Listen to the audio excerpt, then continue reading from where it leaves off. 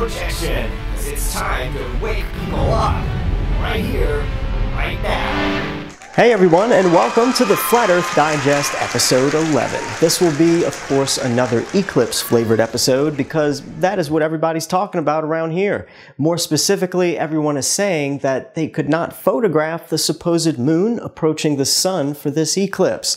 It's becoming a well-known anomaly and in some ways is causing a slight division, but I'm not going to cover that drama here.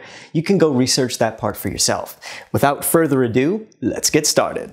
First up, this video is a thought-provoking one for sure. DITRH shows us how there can be an object obscuring the sun's light from us without us ever being able to see it coming or leaving. We're all still researching this stuff, and this needs to be considered for several reasons. Could the light from the sun be coming from a different source? Is the sun more of the backlit version of that light source? If the light worked in this manner, which it seems to, this may explain why people are having a real hard time tracking the sun and why it seems to teleport here and there, for lack of better words. He's already made a follow-up video to this one, which builds upon it and possibly explains what may be causing some of the things that look like lens flares in these eclipse videos.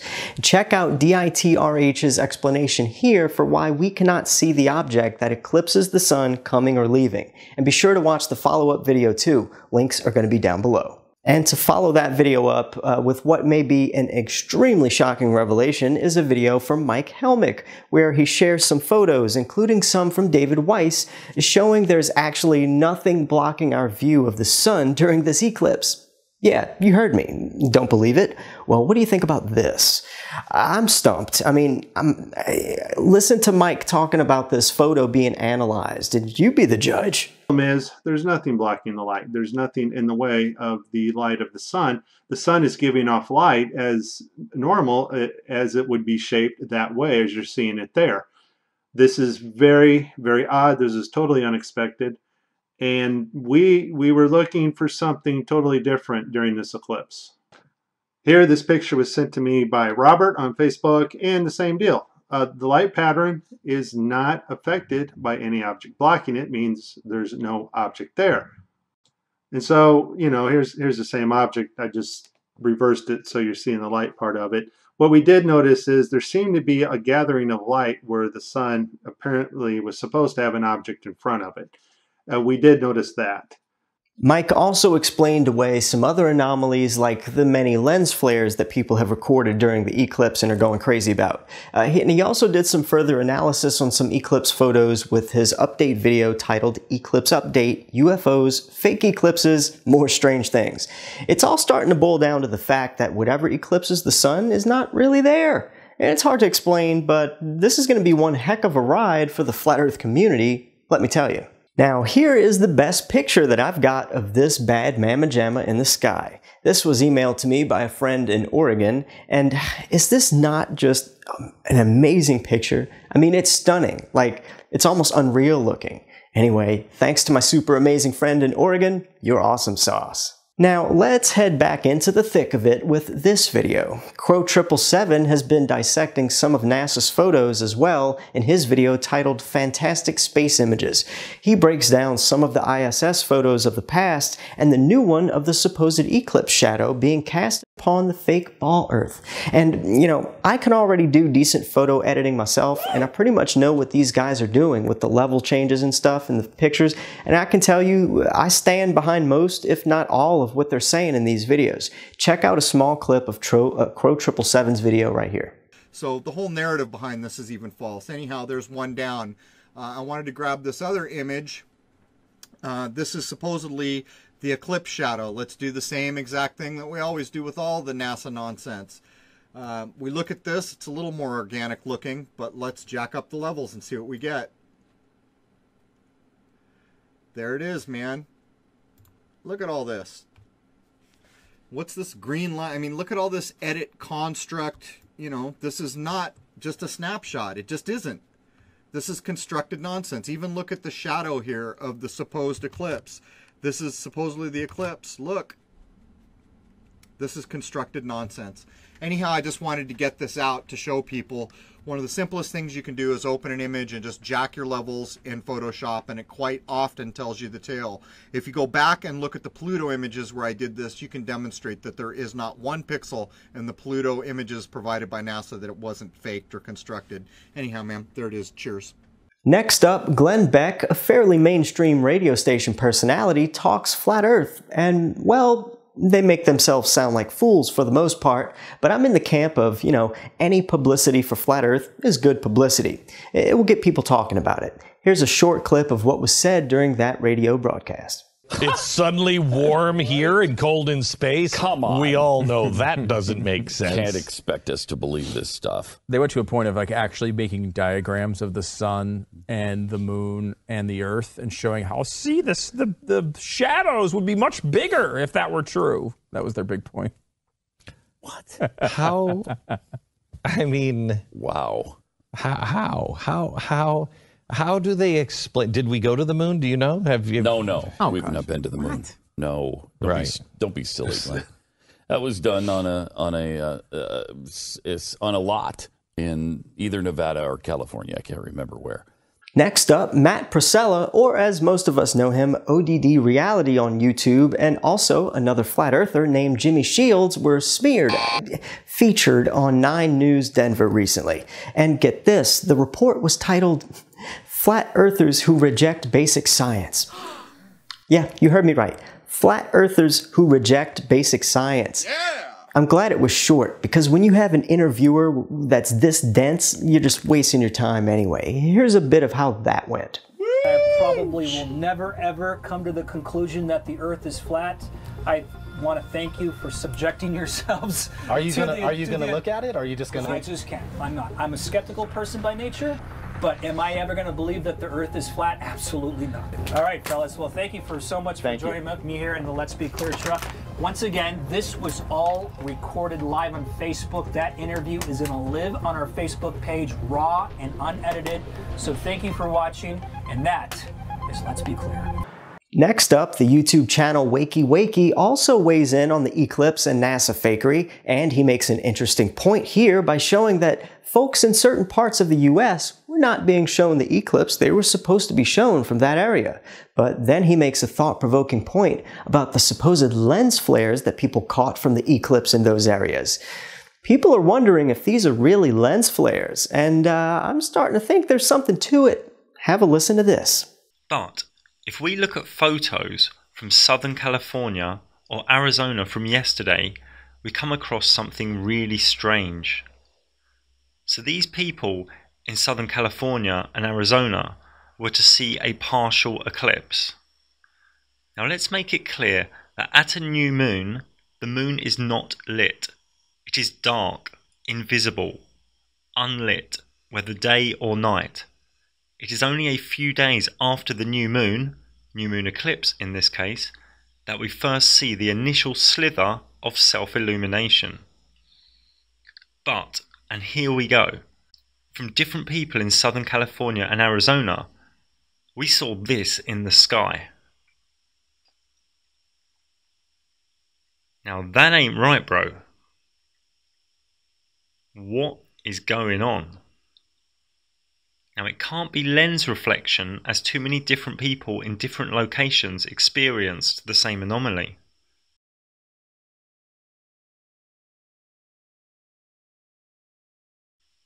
There is no official explanation for this. So what did NASA really show us for the eclipse?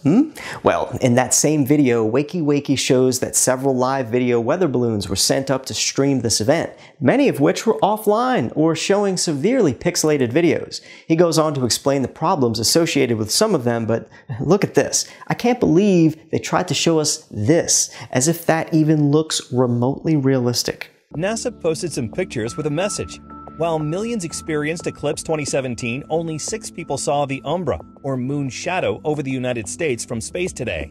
Astronauts on board the space station also described the experience. For us, being able to witness it from above was just really special because it represents how far we've come with the technology we have. I mean, look, we're on the International Space Station where we're doing, more than 250 different experiments and working with an international team look at where we're at. And so I look forward to the next time we have a full eclipse. Maybe we'll be taking pictures from a lot farther away. Now let's back up a moment because I want to show you something that kind of goes along with these supposed lens flares that I mentioned earlier. DITRH has created a video that only leaves me speechless. If those were not sun flares or lens flares we saw earlier from the waykiwayki video, then what do you think of this explanation for that crescent-shaped anomaly that's being photographed everywhere?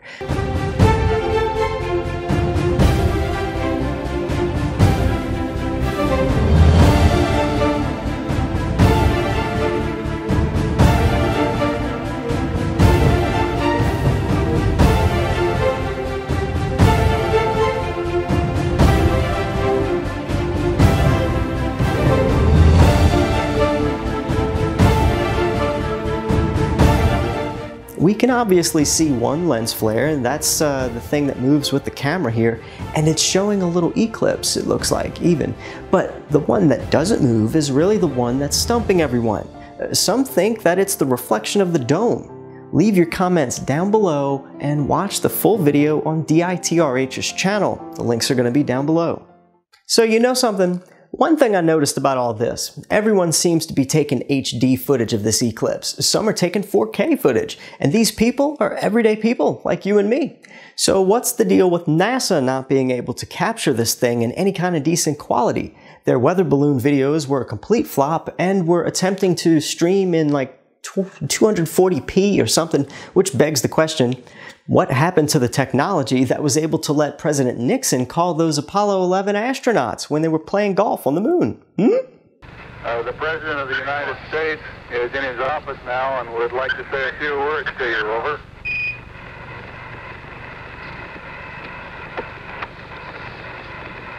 That would be an honor. Go ahead, Mr. President. This is Houston out. Hello, Neil and Buzz. I'm talking to you by telephone from the Oval Room at the White House. And this certainly has to be the most historic telephone call ever made from the White House. I just can't tell you how proud we all are of what you have done. Thank you, Mr. President. It's a great honor and privilege for us to be here representing not only the United States, but men of peace of all nations, and with interest and a curiosity and with a vision for the future. That call to the president seemed to work out pretty good, But we can't get Wi-Fi or any other anything to capture this event from space and shoot the video back down to us. You know, we did that when we sent a satellite called Cassini to shoot pictures of Saturn's rings. You remember that? That was in 2007, and there was a film made about it that was played in the IMAX 3D theater. It goes a little something like this. Note the words, no CGI, no 3D models, and ask yourself if this is any better looking than PlayStation. And if you say yes, then okay, maybe it's as good as PlayStation, but not PlayStation 2. I mean, come on, people, let's get real here. This is not real photographs of anything. Not even close. This is not even almost close to real. But if they're going to try to tell us that this is real, then where are our 4K or even 720p videos of this eclipse? We'll never see it. I'm in the camp of people that believe we just can't get that high. There's a barrier or whatever. We're not sending satellites to space, or we would have had an amazing live stream of this eclipse any kind of way you try to slice it. All right, it's about time I wrap this one up. I hope that you take the time to really critically think about this eclipse from all angles and try to come to the best conclusion, because one thing is true, mainstream science doesn't have a good enough explanation for us when it comes to the Earth being a ball in space. And when you look into the ancient cosmologies, there seems to be something to it all. It's certainly fascinating. Anyway, that's all the flat Earth stuff that I've got for you. I did want to say this to anyone who follows my stuff for the Fiverr and Work at Home video series that I'm doing. I'm finally getting settled here in my moving process, and I've got the next 2 videos for my next 2 gigs recorded. I'll be showing you how to set up some gigs to build your levels and make some small-time cash at first. And once my account's level 2, I'm going to revamp everything and add more gigs and services to show you how you can make a real living. The whole process will take some time, but in between, I'll be sharing information about how I handle the clients on Fiverr and what kind of ways I found to upsell my services, even while being fairly limited with a level 1 status. You don't want to miss this, especially if you're just getting started on Fiverr or if you're interested in working from home to make anywhere from a little extra cash to a quit your job kind of living like I did. Also, I'm putting together some ideas for some live streaming that I'm going to be doing, and I'm going to be honest with you, I'm going to be doing some pretty, casual sort of live streams pretty often, whether it's on my YouTube or my Facebook or my Twitch account. I've not decided, but my main goal for this channel is to reach new people and show them the flat earth. So feel free to join me in what may be some very random and un-flat earth related live broadcasts if you want, but don't unring the bell, because when I'm doing some actual flat earth live streams, you may want to catch that. I'll most likely advertise those beforehand, so watch my Facebook page or something. I'm just itching to do a live version of the Flat Earth Digest. But anyway, all these little streams in between will help me, learn the software a bit more and test out all my cameras and hardware that I'm going to be using for the real streams. So this is going to be a bit of a process, but I'm here to have some fun. I'm also here to wake people up. Who's with me?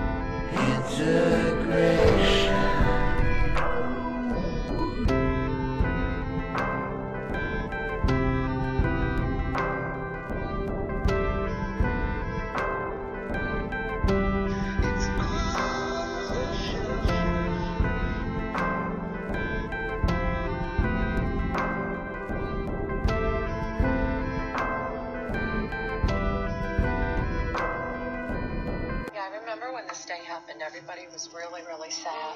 Like, how do you feel inside when you hear about this? I feel like upset and